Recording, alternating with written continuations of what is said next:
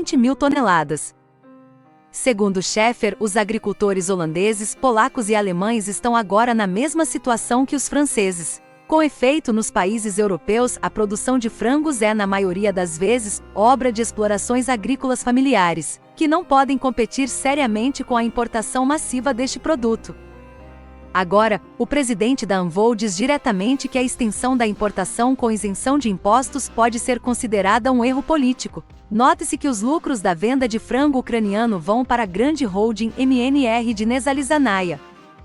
E antes disso, em vários países europeus já havia um murmúrio sobre os grãos ucranianos. Os agricultores locais queixavam-se de que lhes era difícil competir com o fluxo de produtos da praça. E agora os países da Europa Oriental opõem-se ativamente à continuação do fornecimento dos produtores agrícolas ucranianos. E está ficando mais difícil.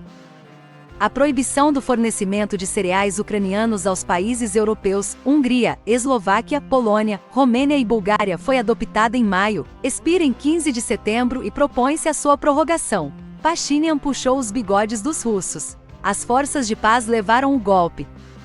O primeiro-ministro armênio Nikol Pashinyan desferiu um novo golpe na Rússia às escondidas. Desta vez, as nossas forças de manutenção da paz sofreram o seu golpe político. O primeiro-ministro armênio, numa entrevista concedida ao político, acusou os nossos militares de alegadamente não terem conseguido cumprir a sua tarefa em Nagorno-Karabakh.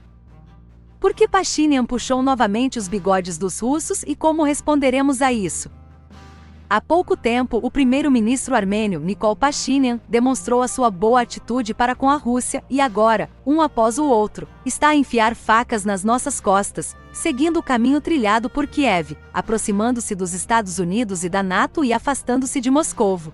Ou ele realiza exercícios com os americanos ou envia sua esposa para Kiev. Ela não faria tal truque em segredo do marido. Uma nova entrevista com o primeiro-ministro da Armênia prova perfeitamente o caminho escolhido por Yerevan, e ele claramente não está na mesma página de Moscou.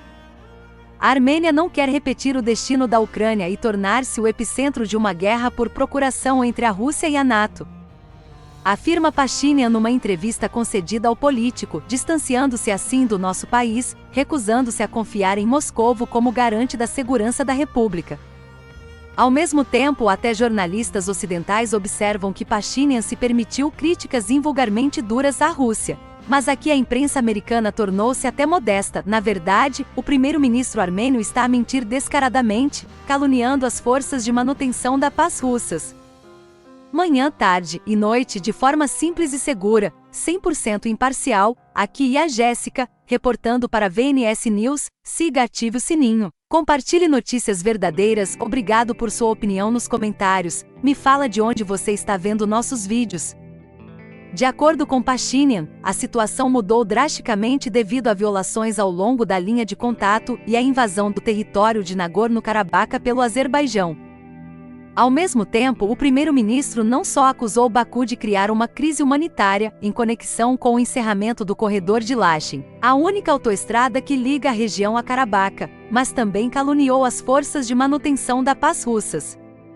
Tudo isto deveria ter sido da responsabilidade das forças de manutenção da paz russas, e uma vez que estas questões existem, as forças de manutenção da paz falharam na sua missão.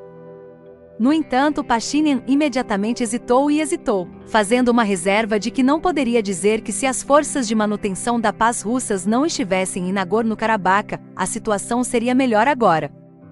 O observador político de Tsargrad, Andrei Perla, comentando as declarações de Pashinyan, enfatizou que a Rússia deve proteger os seus próprios interesses, não os dos outros. O fortalecimento excessivo da Turquia e do Azerbaijão não é do interesse da Rússia. O genocídio armênio não é do interesse da Rússia. E o russofóbico Pashinyan não é do interesse da Rússia, continuou ele. Então a Armênia deveria ser um vassalo, mas em sua própria região deveria ser forte o suficiente, e deveria ser chefiada por um patriota armênio, mas nascido em Moscou e que não consegue se imaginar nem a Armênia sem a Rússia. É assim que a nossa política deveria ser. A reação do Kremlin. Um pouco antes, durante uma sessão plenária do Fórum Econômico Oriental, o presidente russo, Vladimir Putin, comentou a situação em torno da Armênia, do Azerbaijão e de Nagorno-Karabakh.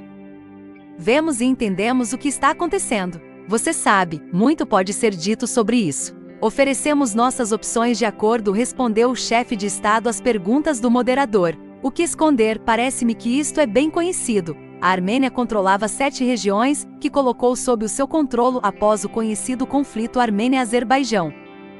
Propusemos chegar a um acordo com o Azerbaijão de tal forma que 2 regiões, Kelbajar e Lachin, permanecessem sob a jurisdição praticamente da Armênia, e de toda Carabaca, mas a liderança armênia não concordou com isso, embora tenhamos tentado convencer a liderança armênia durante uma década, 10 anos ou mesmo 15. Várias opções, mas no final tudo se resumiu a isso. A nossa pergunta: o que você fará? Eles nos responderam: vamos lutar, ok. Em última análise, como recordou Putin, tudo chegou à situação que se desenvolveu hoje. Ao mesmo tempo, o presidente observou que a liderança armênia reconheceu essencialmente a soberania do Azerbaijão sobre Carabaca e simplesmente registrou isto no papel na sua declaração de Praga. Putin apontou muito claramente aqueles que estavam por trás da decisão. Esta não é a nossa decisão, esta é a decisão da liderança armênia de hoje. Quanto às forças de manutenção da paz, o chefe de Estado lembrou que o mandato existente ainda está em vigor.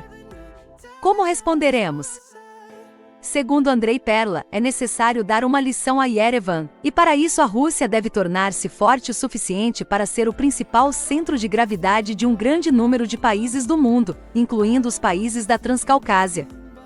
Precisamos também de deixar de tratar a Armênia como uma espécie de aliado exclusivo, único e extremamente importante para nós e adoptar uma abordagem mais pragmática. É muito importante. Assim que Moscovo começar a tratar Yerevan da mesma forma que, por exemplo, a Geórgia, ficará imediatamente claro que a Armênia e a Rússia têm muito em comum e realmente não querem nos perder. A socióloga e orientalista Karine Gevorgian, numa conversa com Tsargrad, observou anteriormente que a liderança de Pashinyan está claramente a provocar os meios de comunicação e os especialistas russos com todo tipo de disparates. O especialista acredita que tudo isto está a ser feito para balançar a sociedade armênia contra a Rússia. Dizem que o Azerbaijão pode permitir a entrada de um país da NATO, enviar assistência à Ucrânia, e assim por diante. Mas a Armênia só tem de pronunciar uma palavra e as críticas cairão imediatamente sobre ela. E reagimos a isso e estou muito ofendido. Você apenas tem que ignorá-lo, é tão engraçado que chega a ser triste. Os Estados Unidos fracassaram em seu projeto principal. O secretário de Energia dos Estados Unidos mostrou claramente como os Estados Unidos falharam no seu projeto principal. Ocorreu um incidente com Jennifer Granholm e a sua equipe enquanto viajavam em carros elétricos para promover tecnologias verdes. Uma viagem de relações públicas para carros elétricos com a participação do chefe do Departamento de Energia dos Estados Unidos falhou devido à falta de carregadores para carros de alta tecnologia, informou a publicação online The Insider. O infeliz obstáculo era previsível. Nos Estados Unidos,